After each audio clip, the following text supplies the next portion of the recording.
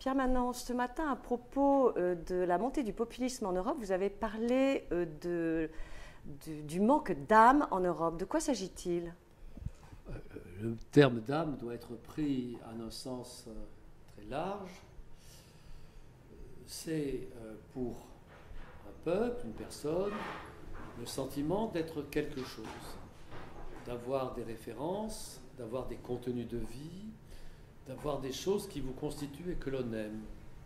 Et ce qui me frappe dans l'évolution de nos pays, des nations européennes et de l'Europe dans son ensemble, c'est que depuis 30 ans, chiffre approximatif, les Européens, d'une certaine façon, se sont interdits d'aimer ce qu'ils sont. Aimer leur nation, aimer l'Europe comme ensemble de civilisation.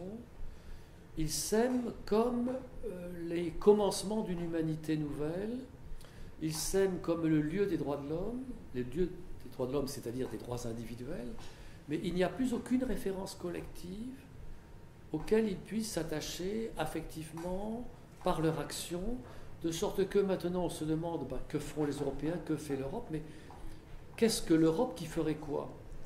Aujourd'hui, les références des institutions européennes, ce sont les règles de l'économie, la concurrence libre et non faussée, ce sont les droits de l'homme universels, mais cette Europe, qu'est-ce qu'elle est et pour faire quoi? Ces questions, nous sommes incapables d'y répondre. Et quand vous parlez d'âme, donc ça n'a aucune connotation religieuse? Ça n'a aucune connotation. Ça n'exclut pas des connotations religieuses.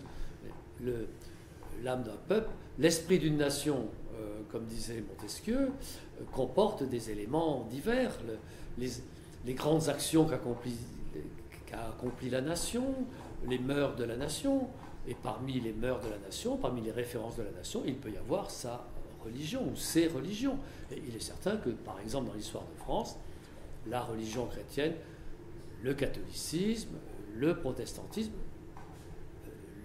le judaïsme ont joué évidemment un rôle considérable dans l'histoire de France.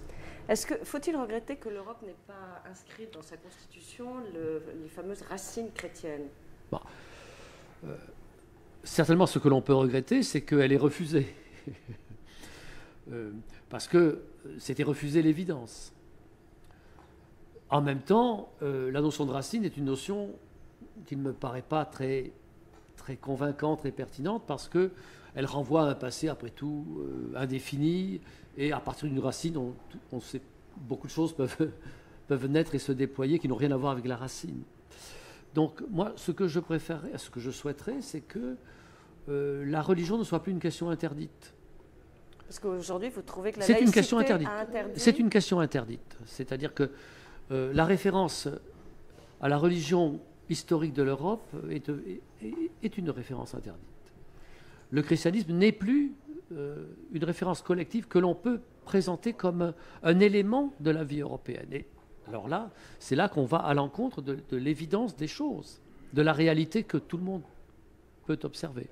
Donc voilà, qu'on inscrive ou n'inscrive pas finalement les racines de l'Europe dans un préambule de traité constitutionnel, ce n'est pas ça qui me gêne le plus, c'est que la conversation civique soit à ce point calibrée, à ce point filtrée, et finalement censurée, ouais, que les grands paramètres de la vie collective, dont la référence religieuse, soient aujourd'hui exclus au profit exclusif d'une compréhension très étroite, très abstraite des droits individuels. En un mot, pour conclure, pour que les Européens s'aiment à nouveau, quel est le conseil que vous donneriez? Je ne sais pas quel conseil leur donner, mais je crois que simplement, c'est que s'il y a dans leur forme de vie des choses qu'ils aiment, bien qu'ils cèdent à ce sentiment. Qu'ils retrouvent une vie intérieure, c'est ça? Qu'ils cèdent à ce sentiment.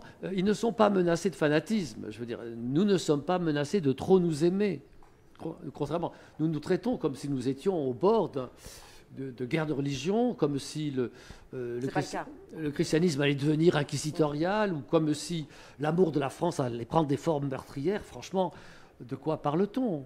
Non, ce qui nous menace, c'est plutôt une absence d'adhésion même modérée et tiède à ce que nous sommes. Donc voilà, si nous aimons, on ne décide pas de l'amour dans aucune forme, dans aucun aspect de la vie, mais si nous aimons encore un petit peu ce que nous sommes, ce que nous étions, ce que nous pouvons être, eh bien, d'abord, n'ayons pas honte, et puis ne pensons pas que cela nous conduit à la catastrophe.